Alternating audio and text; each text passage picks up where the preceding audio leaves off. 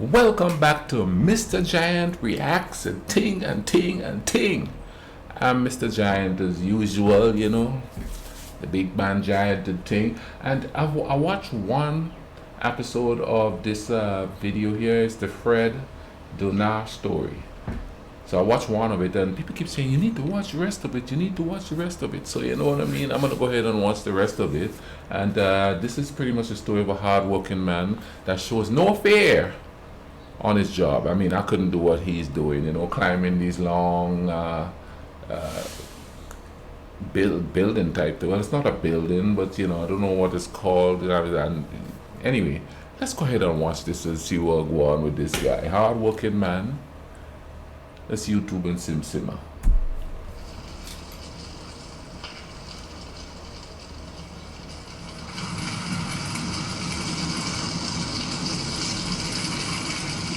It's going.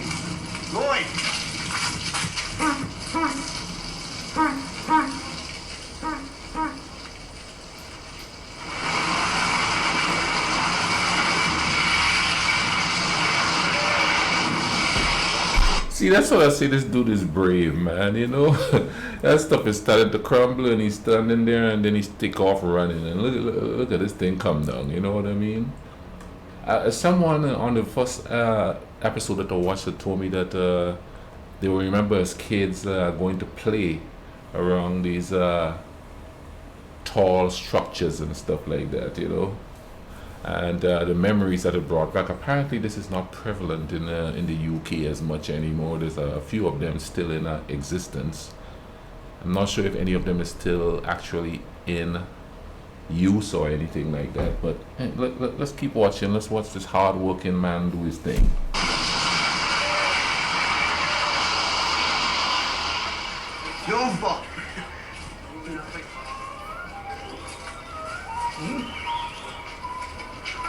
Do you like that? Here's a man that loves his job. Fred Dibnah, not Dinar. Fred Dibnah, the Bolton steeplejack, spent thousands of hours in doing He's a up his steeplejack. steam engine, to the detriment, as he confessed, of other aspects of his life. Lots of people who I've come to know over the years with the chimneys say you spend too much time playing with your steam engine, you see. And you should come and get our job done. Which in some ways is very true. I have neglected my business and, well, everything really for the sake of this 10 ton of iron. So it was bad news for his family and his customers when, in the spring of 1980, Fred was spotted building an extension to his backyard engine shed. Their worst fears were realized. It came to light that he had his eye on the rusted wreck of another steam engine. Fred in action. Give it any thoughts, like, my last offer. It's difficult talking about the money side with somebody, Yeah, it We is. had this trouble before, back in the days when we discussed it. Like 2,000 quid, sort of, I'm not getting any nearer. Yeah, Fred. I was thinking around 2.5 myself. I'll give you 2,003 for it. We're getting rather near now, aren't we? We're getting rather near. Yeah, I think we could really begin to think around about that sort of thing. Well, I think I'll have it then, give us a week or two to sort the money out, it's like a long time since we crashed into each other, isn't it? Yes, Two steamrollers. It could have been catastrophic, that, sort of like bounced off each other, didn't we? Fair old bang, isn't it? Yeah. Oh, yeah. We shouldn't have been, had as much pop as we'd had.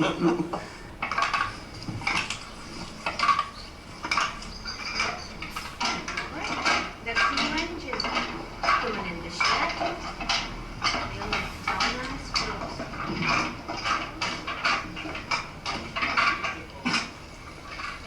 Have you almost done now? Fred? Well, not really. I think we can do the rest with Jack now. Yeah. I think it's time we went for a pint, actually. And the first job's the right. Steam coming off me. Now we're going to manage your paying for all the bits and Oh, pieces. we managed before with that, didn't we? No more holidays. Oh, we've never had any. Oh, Fred. Fred geared down his steamroller to drive the machinery he'd use in beating out parts for the tractor. The roller had taken 14 years to do up. Fred reckoned, with what turned out to be the wildest optimism, that he'd whip through this job in less than 4.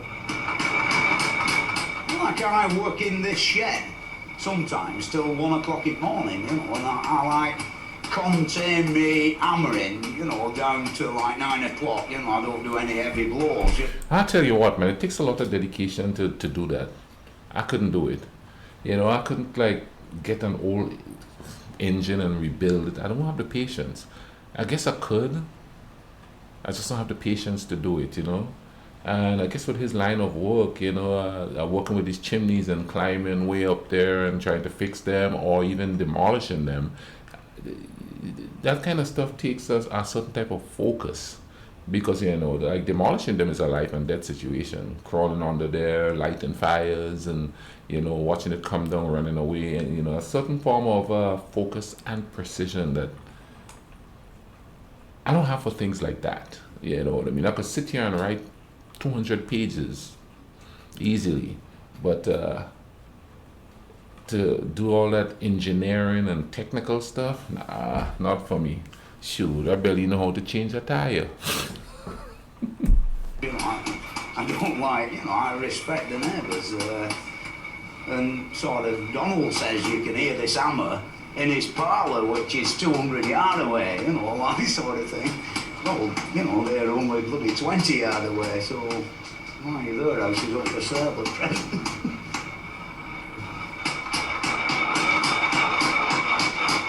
But now came a development nobody then saw the significance of. The first of Fred's films had been shown a few times on BBC television, and fan mail had started to arrive. There's one here, and somebody knows where there's a steam engine. Belongs to the village blacksmith, you know, and he's died. And then it says, quite funny this, you know, it says his wife, who I feel was not sympathetic to his aspirations, I should imagine, would be only too delighted to see the last of the thing. Well, we've got some here, cartoons, you know, look. Yeah. Even doing drawings. It's no use, you'll have to get an ironing board, love. Look at that, man. Some of the correspondents commented on the dangers of Fred's job and asked how the family had come to terms with it.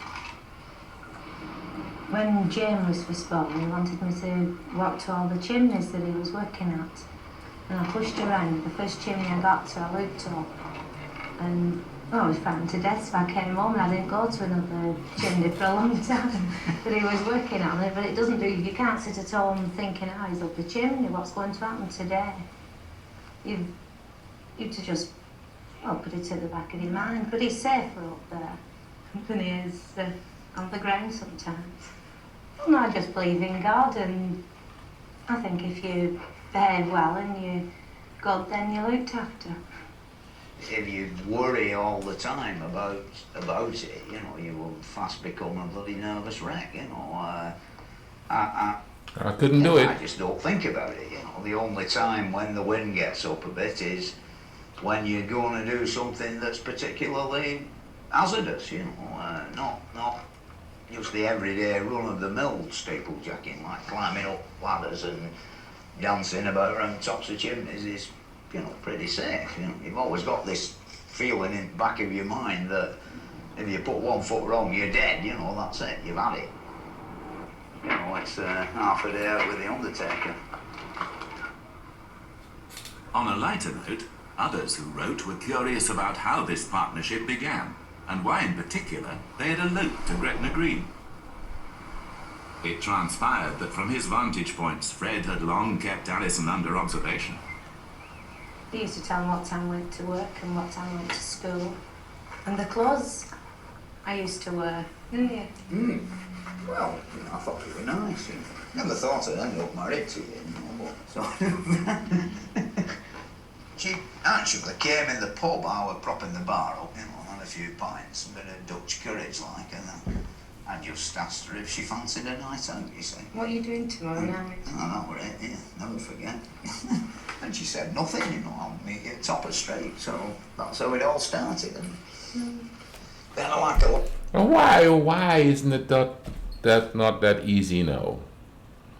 See a nice lady, you know what I mean? The thing you want to talk to her, you go up, you talk to her, and you know, that's where it started. I'm quite sure there's more intricate details in there that they're not disclosing, but you know, that just seems so simple compared to today. You know, it's all the game playing and the tests and the this and the that and the other. They probably had their own system of things there, and I guess guys would complain, but that sounds so easy. What a Mickey took out of us, because I'm like 10 years older than Alison, and it went on and on and on, and sort of the lot wanted so many coming to a wedding, and our lot wanted so many. So one night, we'd had a pint or two, and we decided that we would go and stay with a friend of mine who lived in Kikubrashire in Scotland, you see.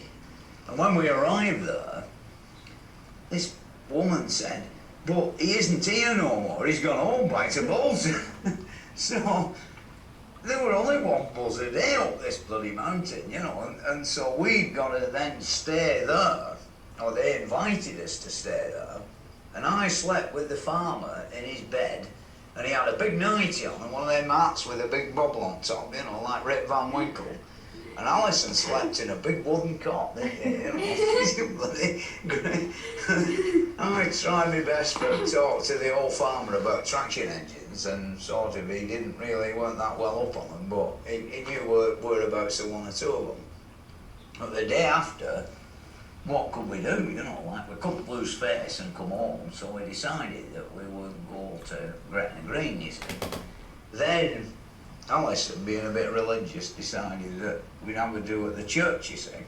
So we went down to see the vicar, and he weren't too keen. He didn't like people who ran away from home. So Alison did the talking, and I just stood in the background. And, you know, he weren't very keen, you know, and over his mantelpiece he had a bloody magnificent picture of the Forth Bridge, you know, great big picture. And I started admiring this picture, you see, and his sort of attitude slowly changed. And he condescended to do the job. Well, the great day come some weeks later, and sort of, when we turned up, knocked on the vicarage door, you know, he were nowhere about, like, you know, and eventually we heard this shuffling, and he appears at the door in his pyjamas, and he said, "Oh, like, okay, yeah, I've forgotten about you, you know, hang on." And he reappeared with his cassock on and his bloody pyjamas sticking out of the bottom. And so we got married with the vicar, and he had his pyjamas on while he did the job. Now that sounds familiar, because when I got married, I eloped. I drove 2 hours from the school I was in, and went to another city in Kentucky, and we got married at some preacher we didn't know's house, and his mother, and they were like older, you know. He was older. His mom was, yeah, she was just sitting there, and that's how I got married, you know. And the funny part is that I drove 2 hours, didn't have an ID to go to the courthouse and get stuff taken care of. Drove 2 hours back, then drove another 2 hours back there, and that's when we said, well, who's going to do the wedding? Who's going to do this? Well, it's not really a ceremony. I guess it is a ceremony, but anyway, who's going to do it? And then the lady in the courthouse, or the whatever government officer it was, I don't remember, told us about that gentleman, and she called him, and next thing you know, I'm at some stranger's house getting married. I eloped. That's kind of say, hey, Mr. Dibnah, something like we have a little bit of thing in common and thing, you know.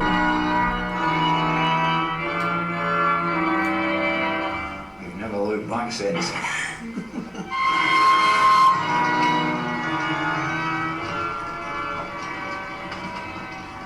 By now, Fred and Alison were beginning to discover a downside to being in the public eye, which, through their years together, they never quite managed to come to terms with. Since we made our epic documentary, everybody wants to know about bloody steeplejacks and chimneys.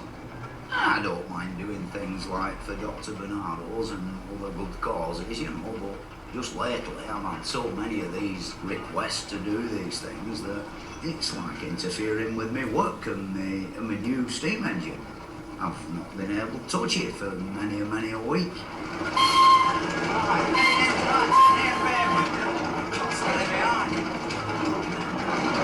They're like celebrities and thing now.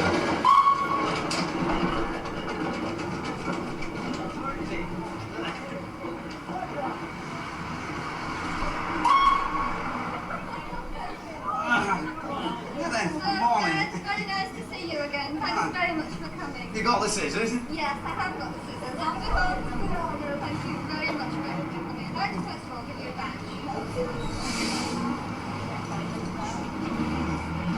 You got the champagne? Now, Bernardo, helper.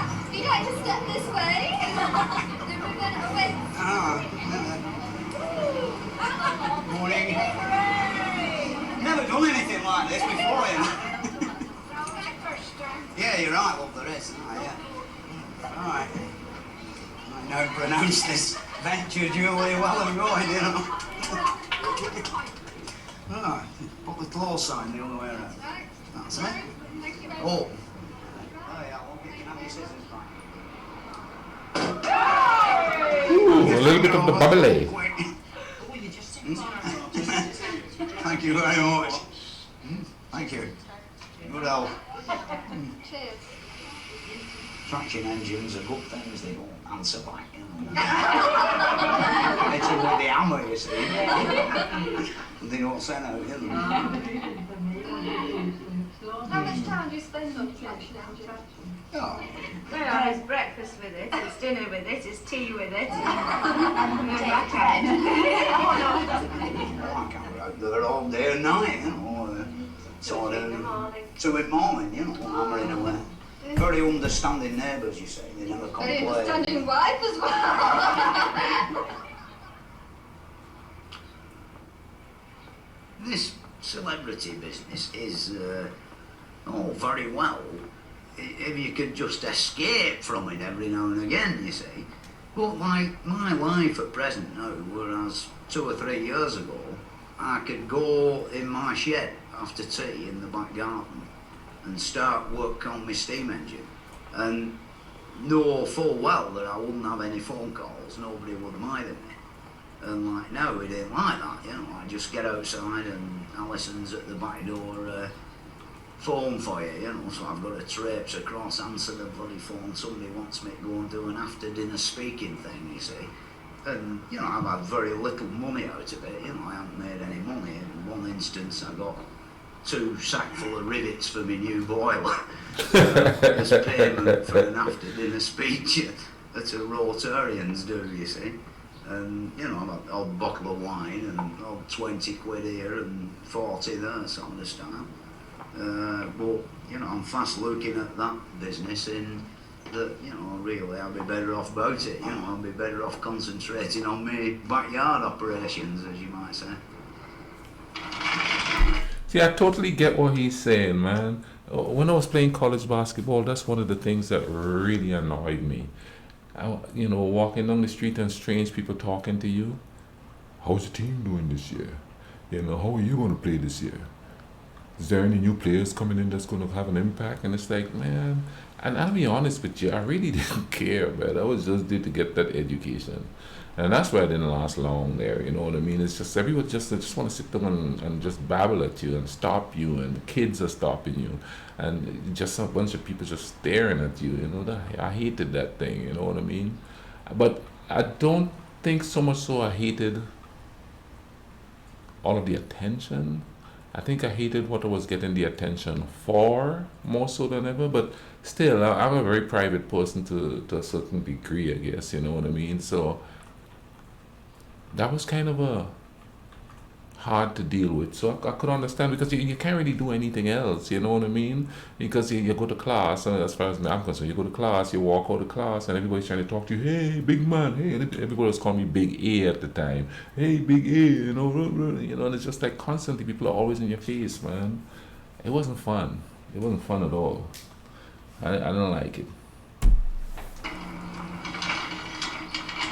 With the approach of summer, another obstacle arose to Fred's progress on the traction engine. Alison wanted a holiday. The last they had, steam rallies apart, was their honeymoon. Now, with the eldest of their 3 children in her teens, Alison felt the time right for another vacation.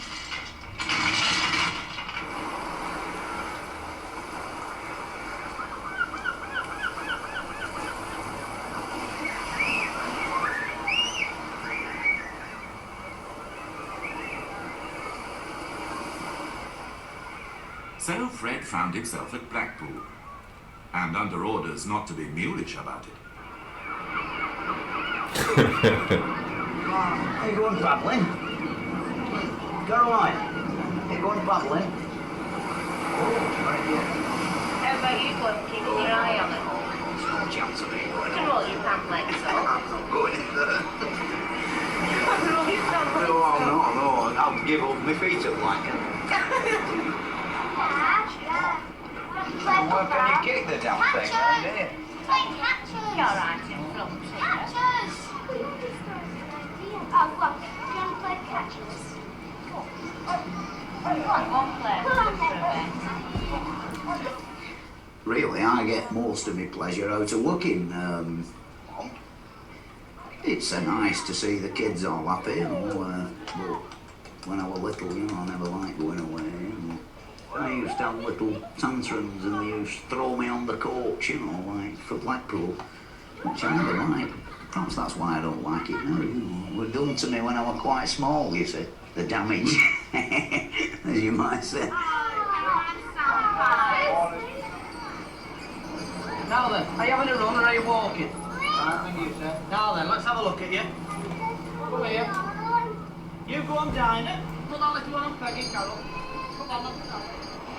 Are you ready? Hold tight. Hold them balls, go. Go on, go. Hey! Go, go, go. That's a very energetic job, chasing them bloody things up and down all day.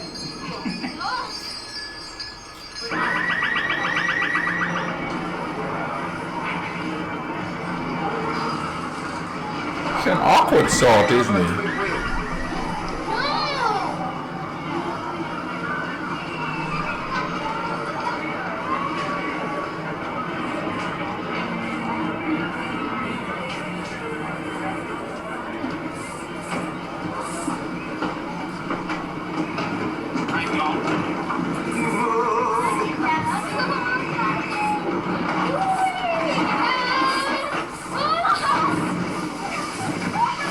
Yeah, he's always got a cigarette in his hand too. It's the best thing I've seen since I come Blackpool, right? You got a winch like that one we've got. Yeah. Well, there's a lot of good stuff up there. Sort of everything's real, you know, real stuff like. Not bloody water wheels working, you know. Or, they must have been round every scrapyard in Blackpool getting that one.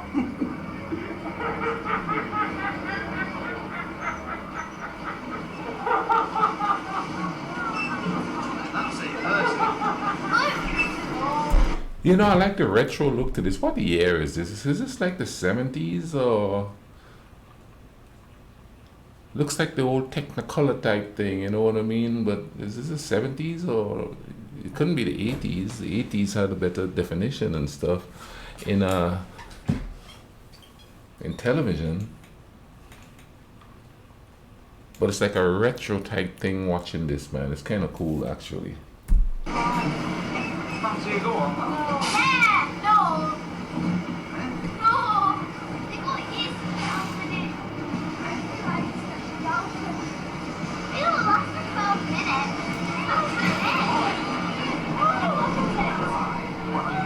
Oh, within the space of 12 minutes. Everyone's on a trampoline. He finally looks like he's having fun.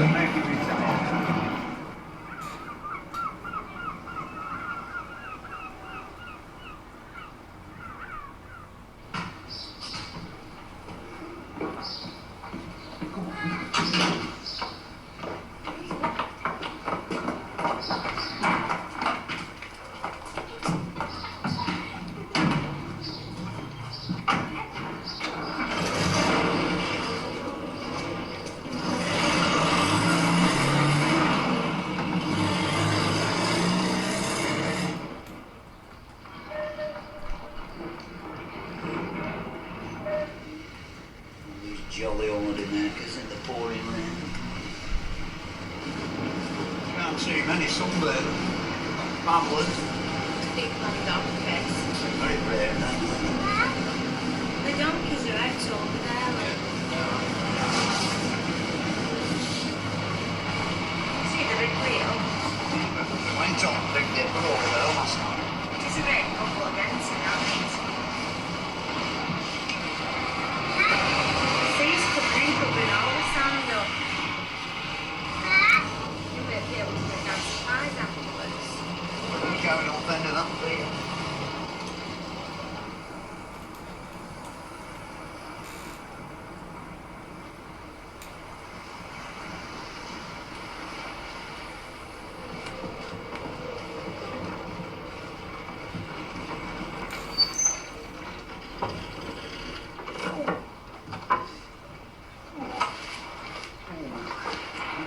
There it is, let's get the ladders up.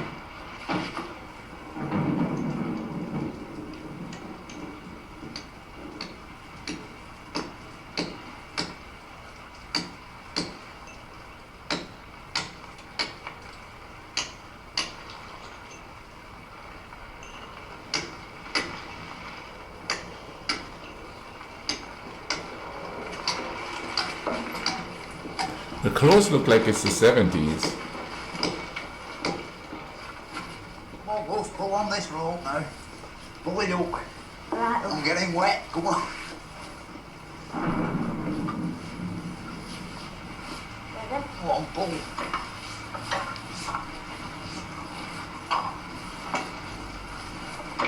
Come on, keep going. Right, just hold it there a minute.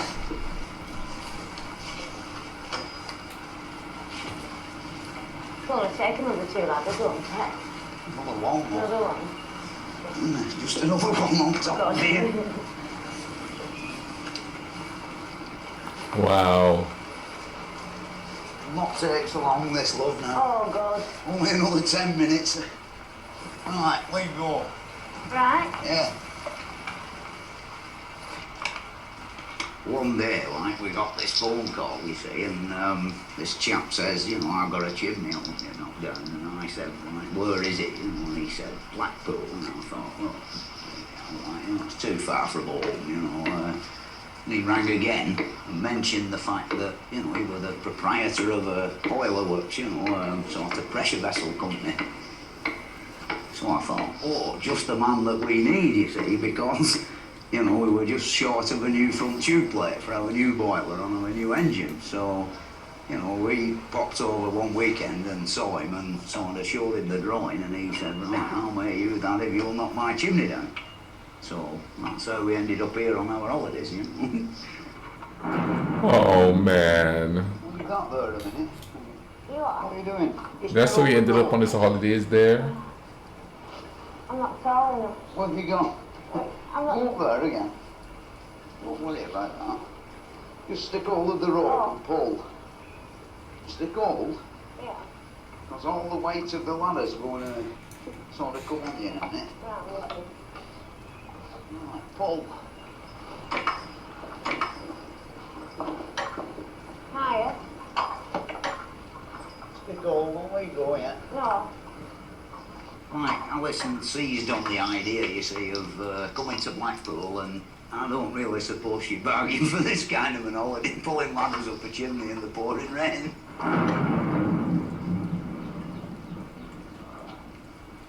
Well, she's out there with him, boy. Pretty That's good, what they eh? call these She days, had a ride or die. Either not, but well, one day, some years ago, like, she actually helped me to unladder a 200-footer, you know. She volunteered for it, you know, to take the rough with the smooth on this job, like. And today's bloody rough. This is the price she has to pay for coming to Blackpool on holiday.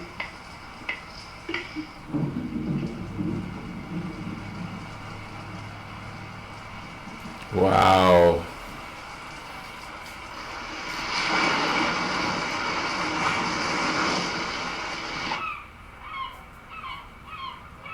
Rather peculiar fella.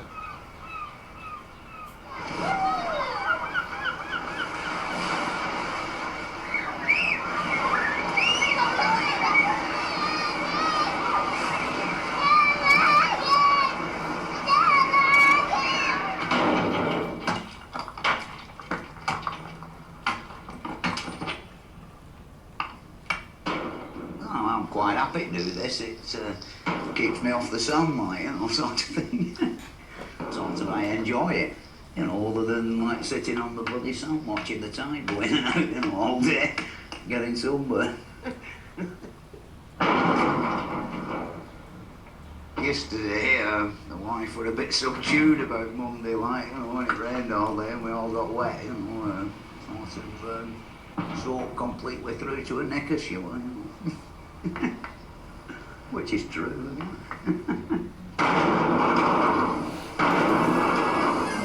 Man, that's some back-breaking work, man. I mean, he's breaking them bricks one by one and tossing them down. That's crazy.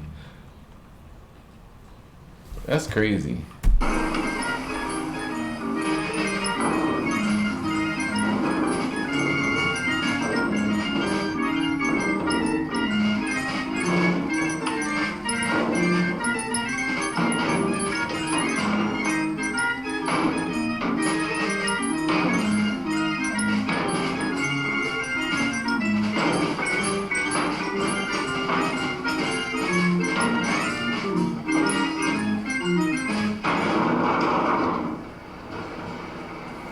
Wow.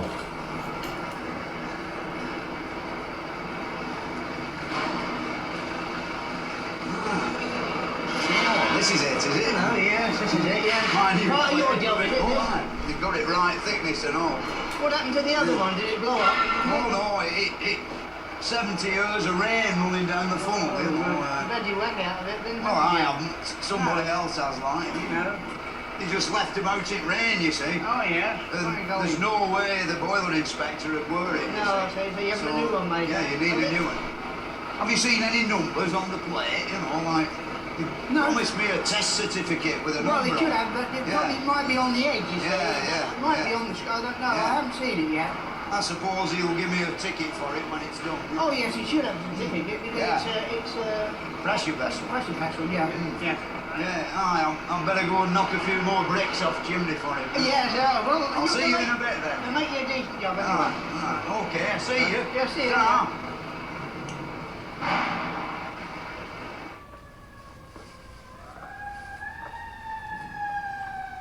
Well, they made a splendid job of it, like, you know, sort of all the holes are in the right shape and it's the right thickness, you know. The last one we had made, they made the damn thing an eighth of an inch to thin, you see.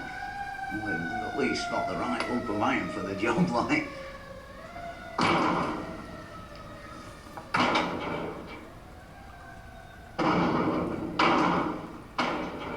I'm very pleased with the deal, like. You know, I've ended up with quite a few bobs worth of engineering done for me for nothing, you see.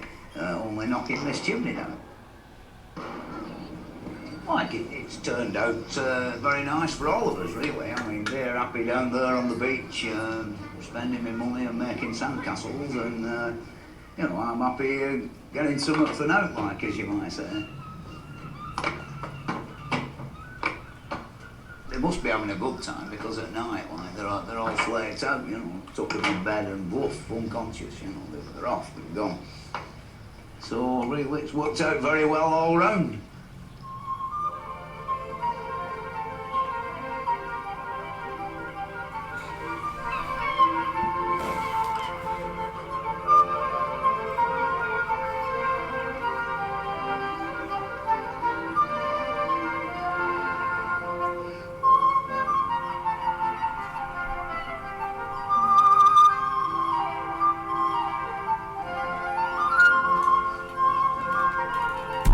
Like I said, a very peculiar lad. But you know, what's it? It's just a, you know, that's like today's reality show, but it's reality. You know, just sitting here watching this guy's life, some people might think this is boring. Because even here on YouTube, if people do vlogs about their life, they have to do all that fancy smash, blah, blah, blah, editing just to keep people interested.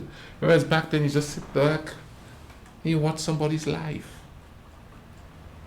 The good, the bad, you know what I mean? The dynamics of how the family work and stuff like that.